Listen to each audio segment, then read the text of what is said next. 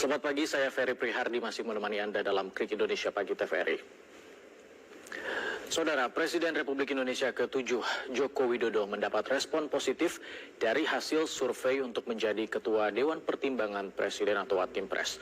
Sebanyak 81% responden yang disebar ke 23 provinsi menilai Jokowi layak menjadi Ketua One-Team-Press.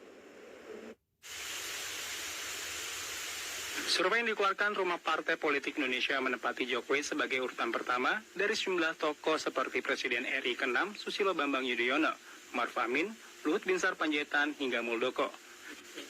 Survei yang dilakukan mulai tanggal 17 Maret hingga 24 Maret tahun 2025 tersebut mencatat Jokowi mendapatkan persentase sebanyak 81% dari 500 responden.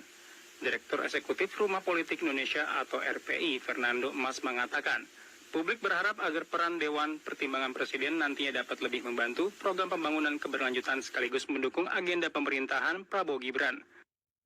Kalau kita lihat berdasarkan survei ketika beliau masih menjadi presiden, itu di akhir masa jabatan tingkat kepuasan masyarakat itu masih mencapai 70% lebih. Itu. Jadi kalau kita lihat dengan responden kami yang dari 500 orang, ternyata ada 81 menganggap bahwa Pak Joko Widodo layak, tepat untuk menduduki One-Team-Press. Jadi kalau kita lihat itu ya berarti masih dianggap inilah orang yang berpengaruh. Kalau dari nama-nama itu tentu saja Pak Jokowi masih mendapatkan dukungan mayoritas gitu ya. Kalau kita lihat dari survei ini kan angkanya cukup spektakuler gitu ya, ada sekitar 80% ya. Nah, kemudian Pak SBY di urutan kedua ya.